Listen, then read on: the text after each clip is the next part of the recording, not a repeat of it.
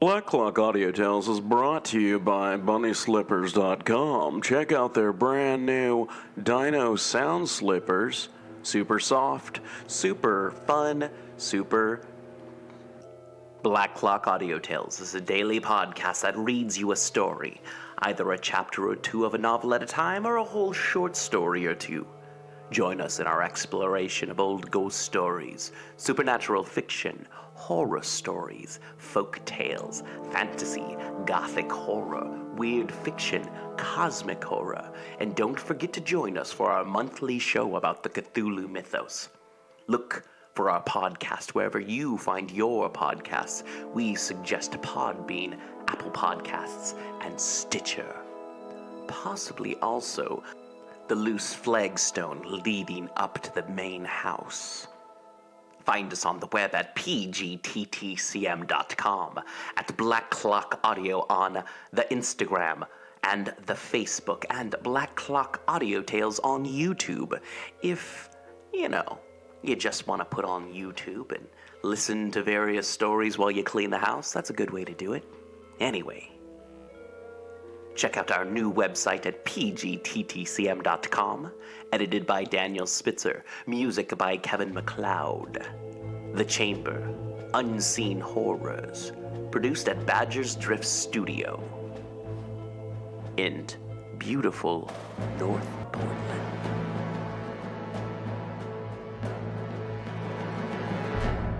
Calm. The voyage came to an end. We landed and proceeded to Paris. I soon found that I had overtaxed my strength, and that I must repose before I could continue my journey. My father's care and attentions were indefatigable, but he did not know the origin of my sufferings, and sought erroneous methods to remedy the incurable ill. He wished me to seek amusement in society. I abhorred the face of man. Oh, not abhorred. They were my brethren, my fellow beings, and I felt attracted even to the most repulsive among them, as to creatures of an angelic nature and celestial mechanism. But I felt I had no right to share their intercourse. I had unchained an enemy among them whose joy it was to shed their blood and to revel in their groans. How they would each and all abhor me and hunt me from the world did they know my unhallowed acts, and the crimes which had their source in me. My father yielded at length to my desire to avoid society, and strove by various arguments to banish my despair. Sometimes he thought that I felt deeply the degradation of being obliged to answer a charge of murder, and he endeavored to prove to me the futility of pride. "Alas, my father," said I, "how little do you know me! Human beings, their feelings and passions, would indeed be degraded if such a wretch as I felt pride. Justine, poor unhappy Justine, was as innocent as I, and she suffered the same charge. She died for it, and I am the cause of this. I murdered her. William, Justine, and Henry, they all died by my hands." My father had often, during my imprisonment, heard me make the same assertion. When I thus accused myself, he sometimes seemed to desire an explanation, and at others he appeared to consider it as the offspring of delirium, and that during my illness some idea of this kind had presented itself to my imagination, the remembrance of which I preserved in my convalescence. I avoided explanation and maintained a continual silence concerning the wretch I had created. I had persuasion that I should be supposed mad, and this in itself would forever have chained my tongue. But, besides, I could not bring myself to disclose a secret which would fill my hero with consternation and make fear and unnatural horror the inmates of his breast. I checked, therefore, my impatient thirst for sympathy, and was silent when I would have given the world to have confided the fatal secret. Yet still, words like those I have recorded would burst uncontrollably from me. I could offer no explanation of them, but their truth in part relieved the burden of my mysterious woe. Upon this occasion, my father said, with an expression of unbounded wonder, "My dearest Victor, what infatuation is this?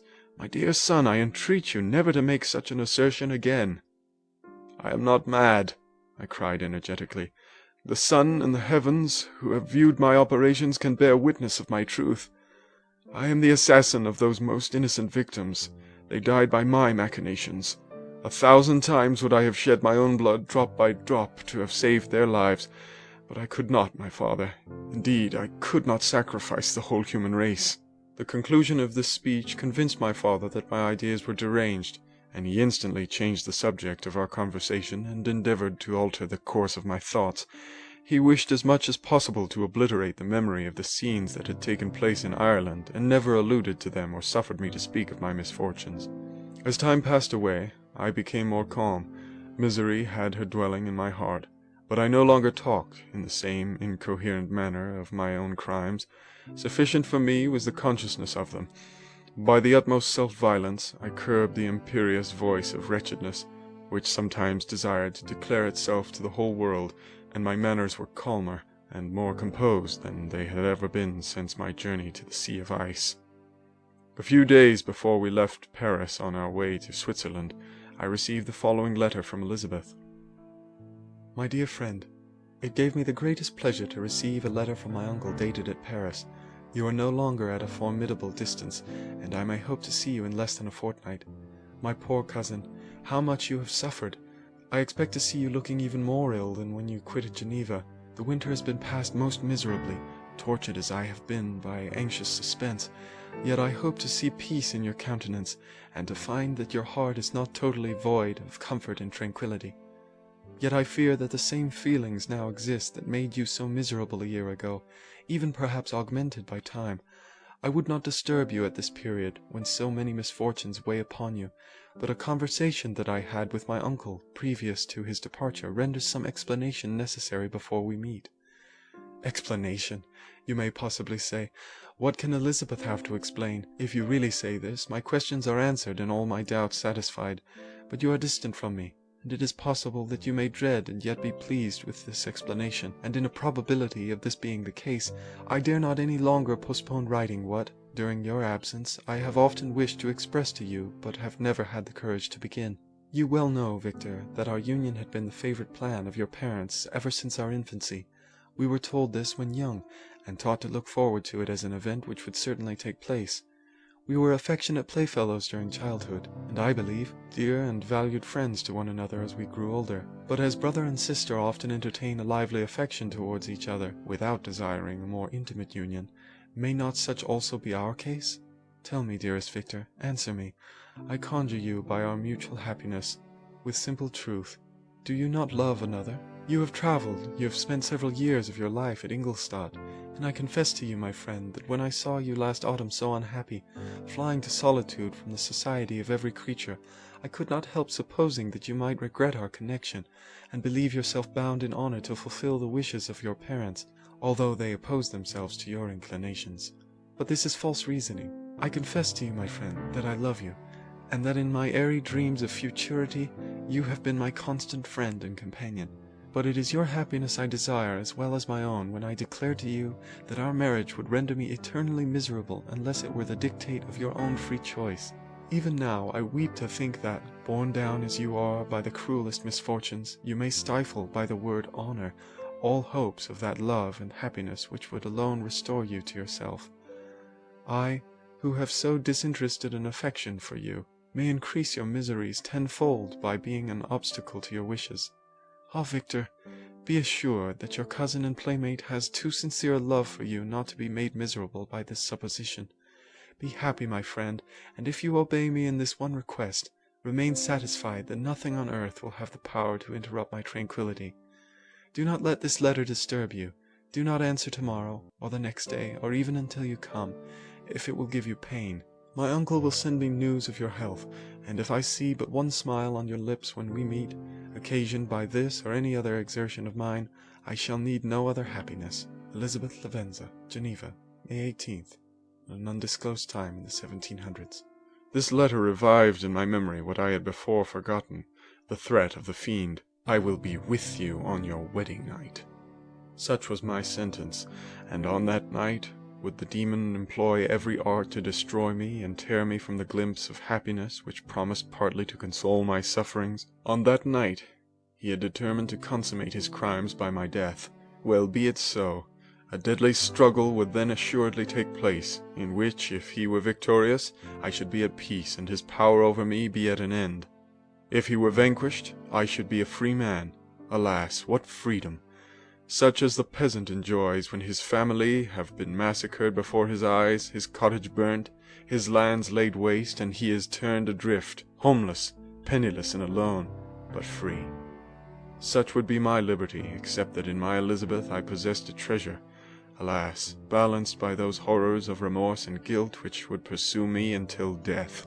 Sweet and beloved Elizabeth, I read and reread her letter, and some softened feeling stole into my heart, and dared to whisper paradisiacal dreams of love and joy. But the apple was already eaten, and the angel's arm bared to drive me from all hope. Yet I would die to make her happy. If the monster executed his threat, death was inevitable. Yet, again, I considered whether my marriage would hasten my fate. My destruction might indeed arrive a few months sooner, but if my torturer should suspect that I postponed it, influenced by his menaces, he would surely find other and perhaps more dreadful means of revenge. He had vowed to be with me on my wedding night, yet he did not consider that threat as binding him to peace in the meantime, for as if to show me that he was not yet satiated with blood, he had murdered Clerval immediately after the enunciation of his threats. I resolved, therefore, that if my immediate union with my cousin would conduce either to hers or my father's happiness, my adversary's designs against my life should not retard it a single hour. In this state of mind, I wrote to Elizabeth. My letter was calm and affectionate. "I fear, my beloved girl," I said, "little happiness remains for us on earth, yet all that I may one day enjoy is centered in you. Chase away your idle fears. To you alone do I consecrate my life and my endeavors for contentment. I have one secret, Elizabeth, a dreadful one. When revealed to you, it will chill your frame with horror, and then, far from being surprised at my misery, you will only wonder that I survive what I have endured. I will confide this tale of misery and terror to you the day after our marriage shall take place, for, my sweet cousin, there must be perfect confidence between us. But until then, I conjure you, do not mention or allude to it.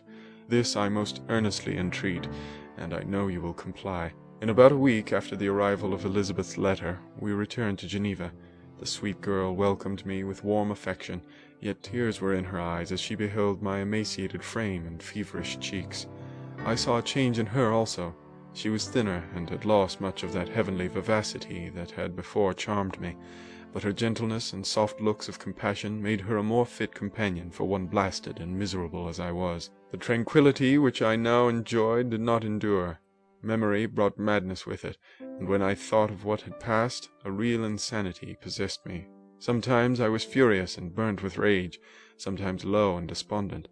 I neither spoke nor looked at anyone, but sat motionless, bewildered by the multitude of miseries that overcame me. Elizabeth alone had the power to draw me from these fits. Her gentle voice would soothe me when transported by passion, and inspire me with human feelings when sunk in torpor. She wept with me and for me. When reason returned, she would remonstrate and endeavor to inspire me with resignation. Ah, it is well for the unfortunate to be resigned, but for the guilty there is no peace.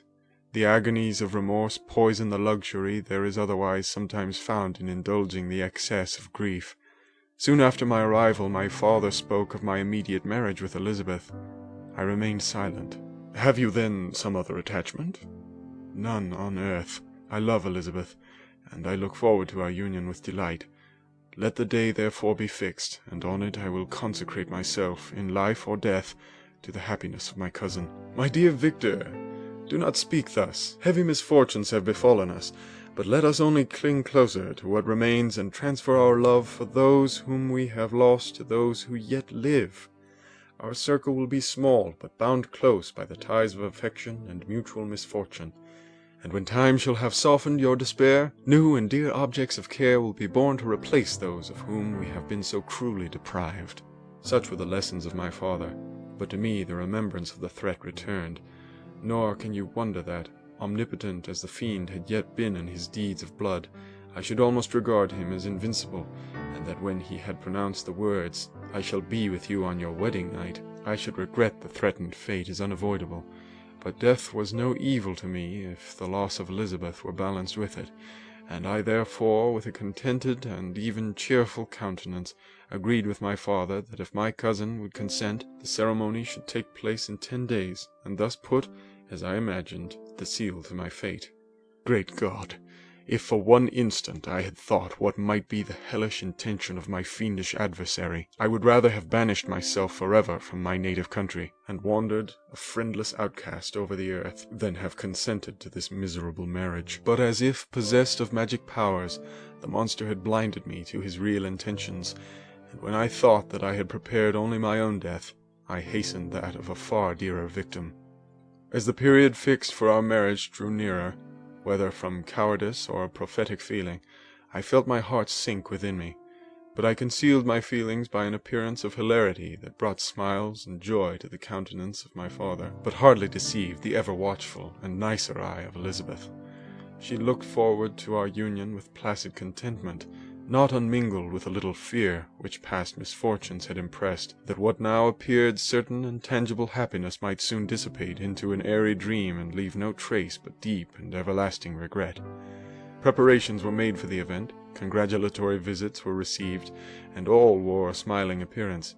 I shut up as well as I could in my own heart the anxiety that preyed there, and entered with seeming earnestness into the plans of my father, although they might only serve as the decorations of my tragedy. Through my father's exertions, a part of the inheritance of Elizabeth had been restored to her by the Austrian government. A small possession on the shores of Como belonged to her. It was agreed that, immediately after our union, we should proceed to Villa Lavenza, and spend our first days of happiness beside the beautiful lake near which it stood. In the meantime, I took every precaution to defend my person in case the fiend should openly attack me. I carried pistols and a dagger constantly about me, and was ever on the watch to prevent artifice, and by these means gained a greater degree of tranquillity. Indeed, as the period approached, the threat appeared more as a delusion, not to be regarded as worthy to disturb my peace, while the happiness I hoped for in my marriage wore a greater appearance of certainty, as the day fixed for its solemnization drew nearer, and I heard it continually spoken of as an occurrence which no accident could possibly prevent. Elizabeth seemed happy. My tranquil demeanor contributed greatly to calm her mind, but on the day that was to fulfill my wishes and my destiny she was melancholy, and a presentiment of evil pervaded her, and perhaps also she thought of the dreadful secret which I had promised to reveal to her on the following day. My father was in the meantime overjoyed, and in the bustle of preparation only recognized in the melancholy of his niece the diffidence of a bride. After the ceremony was performed, a large party assembled at my father's, but it was agreed that Elizabeth and I should commence our journey by water, sleeping that night at Evian, and continuing our voyage on the following day. The day was fair, the wind favorable, all smiled on our nuptial embarkation. Those were the last moments of my life during which I enjoyed the feeling of happiness. We passed rapidly along. The sun was hot, but we were sheltered from its rays by a kind of canopy while we enjoyed the beauty of the scene. Sometimes on one side of the lake, where we saw Mont Salève, the pleasant banks of Montalegre, and at a distance, surmounting all the beautiful, Mont Blanc, and the assemblage of snowy mountains that in vain endeavored to emulate her. Sometimes, coasting the opposite banks, we saw the mighty Jura, opposing its dark side to the ambition that would quit its native country, and an almost insurmountable barrier to the invader who would wish to enslave it. I took the hand of Elizabeth. "You are sorrowful, my love. Ah, if you knew what I have suffered, and what I may yet endure, you would endeavor to let me taste the quiet and freedom from despair that this one day, at least, permits me to enjoy." "Be happy, my dear Victor," replied Elizabeth. "There is, I hope, nothing to distress you, and be assured that if a lively joy is not painted in my face, my heart is contented. Something whispers to me not to depend too much on the prospect that is opened before us, but I will not listen to such a sinister voice. Observe how fast we move along, and how the clouds, which sometimes obscure and sometimes rise above the dome of Mont Blanc, render this scene of beauty still more interesting. Look also at the innumerable fish that are swimming in the clear waters, where we can distinguish every pebble that lies at the bottom. What a divine day! How happy and serene all nature appears!" Thus Elizabeth endeavored to divert her thoughts and mine from all reflection upon melancholy subjects, but her temper was fluctuating. Joy for a few instants shone in her eyes, but it continually gave place to distraction and reverie. The sun sank lower in the heavens. We passed the river Drance, and observed its path through the chasms of the higher and the glens of the lower hills.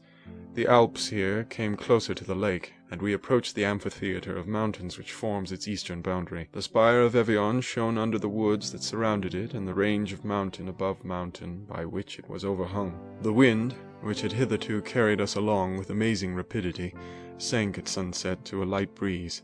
The soft air just ruffled the water and caused a pleasant motion among the trees as we approached the shore, from which it wafted the most delightful scent of flowers and hay. The sun sank beneath the horizon as we landed, and as I touched the shore I felt those cares and fears revive which soon were to clasp me and cling to me forever. End of chapter 22. It was 8 o'clock when we landed. We walked for a short time on the shore, enjoying the transitory light, and then retired to the inn and contemplated the lovely scene of waters, woods, and mountains obscured in darkness, yet still displaying their black outlines. The wind, which had fallen in the south, now rose with great violence in the west. The moon had reached her summit in the heavens, and was beginning to descend. The clouds swept across it swifter than the flight of the vulture, and dimmed her rays, while the lake reflected the scene of the busy heavens, rendered still busier by the restless waves that were beginning to rise. Suddenly, a heavy storm of rain descended. I had been calm during the day, but so soon as night obscured the shapes of objects, 1,000 fears arose in my mind. I was anxious and watchful, while my right hand grasped a pistol which was hidden in my bosom. Every sound terrified me, but I resolved that I would sell my life dearly, and not shrink from the conflict until my own life, or that of my adversary, was extinguished. Elizabeth observed my agitation for some time in timid and fearful silence, but there was something in my glance which communicated terror to her, and trembling she asked, "What is it that agitates you, my dear Victor? What is it you fear?" "Oh, peace, peace, my love," replied I. "This night, and all will be safe, but this night is dreadful, very dreadful." I passed an hour in this state of mind, when suddenly I reflected how fearful the combat which I momentarily expected would be to my wife, and I earnestly entreated her to retire, resolving not to join her until I had obtained some knowledge as to the situation of my enemy. She left me, and I continued some time walking up and down the passages of the house and inspecting every corner that might afford a retreat to my adversary. But I discovered no trace of him, and was beginning to conjecture that some fortunate chance had intervened to prevent the execution of his menaces, when suddenly I heard a shrill and dreadful scream. It came from the room into which Elizabeth had retired. As I heard it, the whole truth rushed into my mind. My arms dropped. The motion of every muscle and fibre was suspended. I could feel the blood trickling in my veins and tingling in the extremities of my limbs. This state lasted but for an instant. The scream was repeated, and I rushed into the room. Great God, why did I not then expire? Why am I here to relate the destruction of the best hope and the purest creature on earth? She was there, lifeless and inanimate, thrown across the bed, her head hanging down and her pale and distorted features half covered by her hair. Everywhere I turn I see the same figure, her bloodless arms and her relaxed form flung by the murderer on its bridal bier. Could I behold this and live? Alas, life is obstinate and clings closest where it is most hated. For a moment only did I lose recollection. I fell senseless on the ground. When I recovered, I found myself surrounded by the people of the inn. Their countenances expressed a breathless terror, but the horror of others appeared only as a mockery, a shadow of the feelings that oppressed me. I escaped from them to the room where lay the body of Elizabeth, my love, my wife, so lately living, so dear, so worthy. She had been moved from the posture in which I had first beheld her, and now, as she lay, her head upon her arm and a handkerchief thrown across her face and neck, I might have supposed her asleep.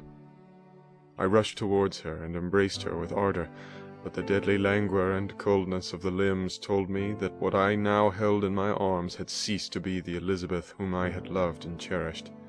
The murderous mark of the fiend's grasp was on her neck, and the breath had ceased to issue from her lips. While I still hung over her in the agony of despair, I happened to look up.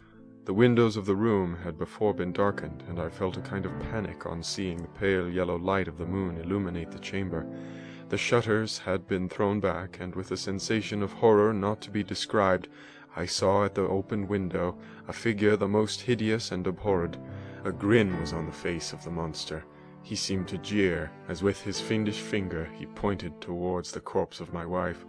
I rushed towards the window, and drawing a pistol from my bosom, fired, but he eluded me, leaped from his station, and running with the swiftness of lightning, plunged into the lake. The report of the pistol brought a crowd into the room. I pointed to the spot where he had disappeared, and we followed the track with boats. Nets were cast, but in vain. After passing several hours, we returned hopeless, most of my companions believing it to have been a form conjured up by my fancy. After having landed, they proceeded to search the country, parties going in different directions among the woods and vines. I attempted to accompany them, and proceeded a short distance from the house, but my head whirled round.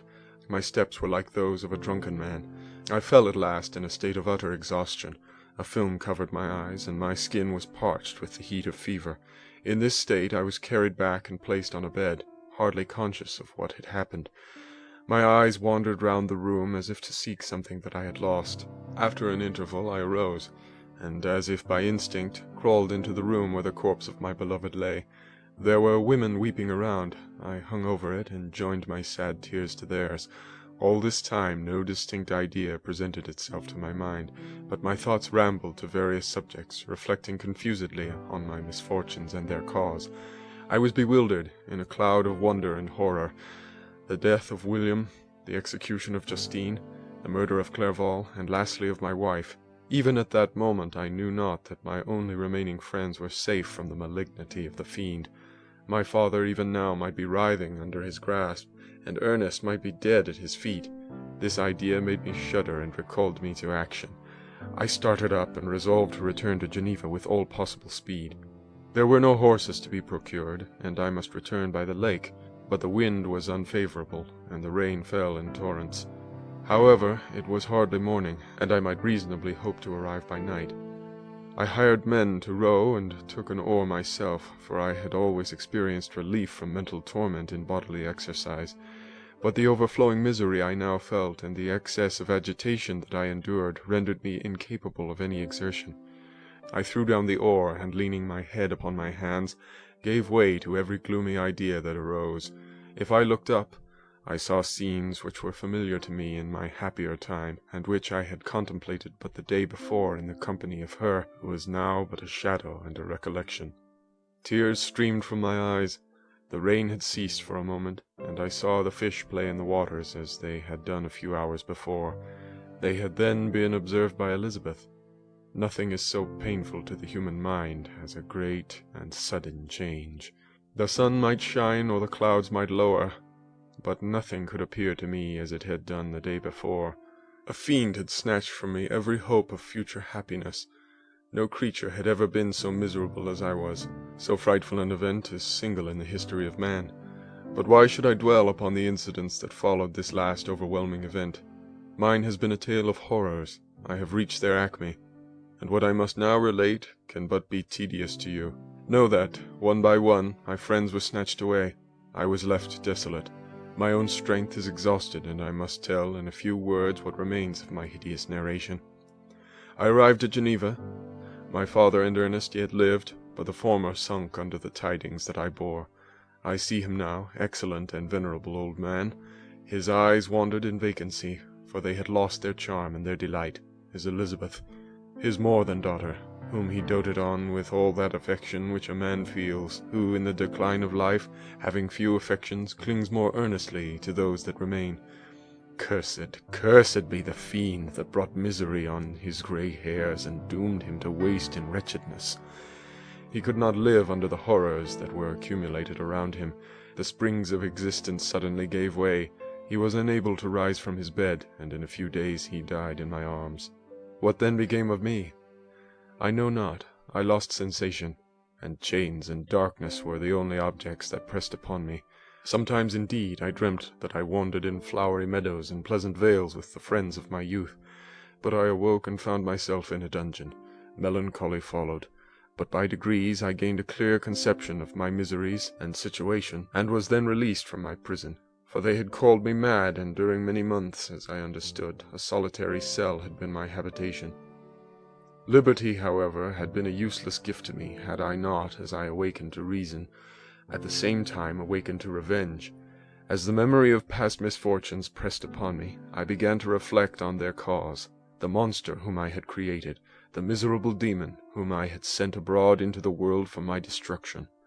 I was possessed by a maddening rage when I thought of him, and desired and ardently prayed that I might have him within my grasp to wreak a great and signal revenge on his cursed head. Nor did my hate long confine itself to useless wishes.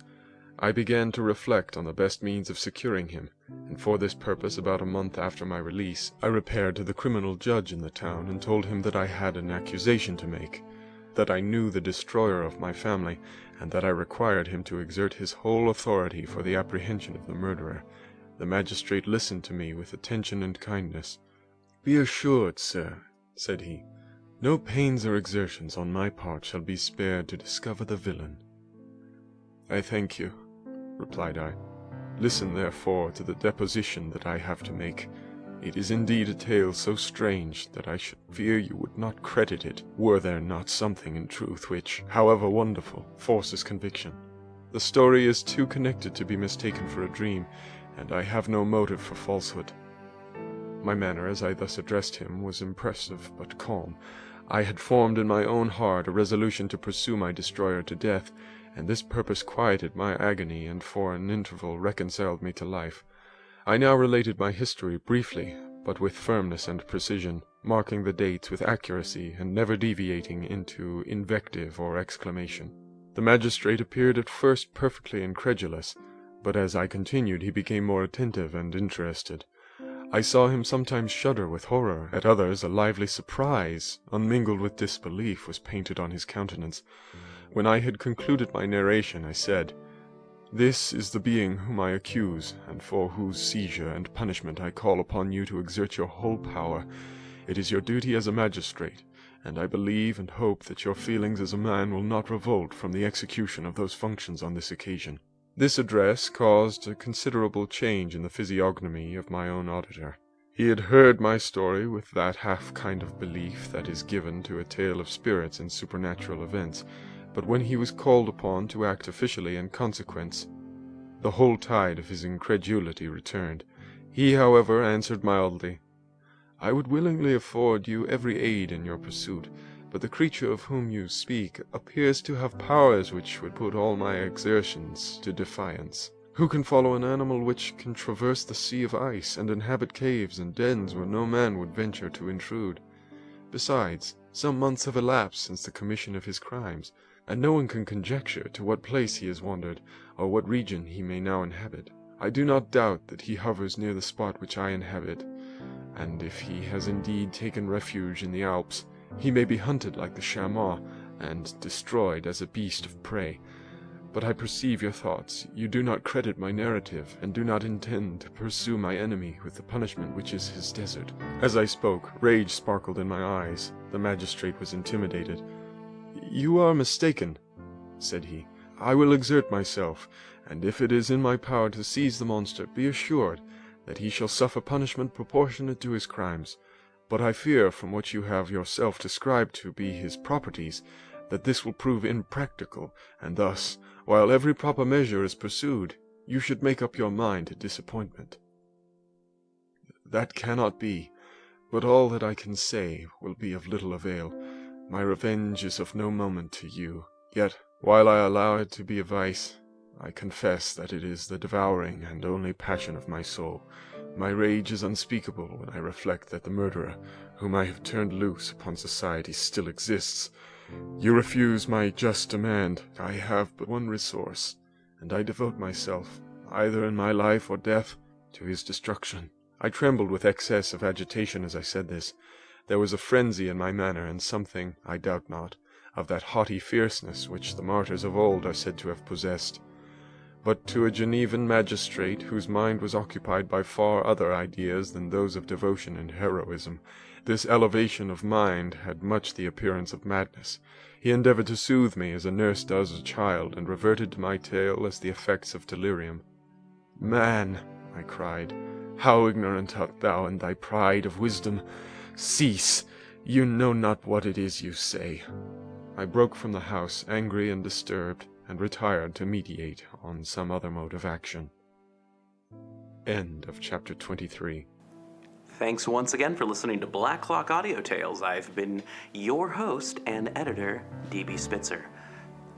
All month long, June, Frankenstein, The Last Man, both stories by Shelley.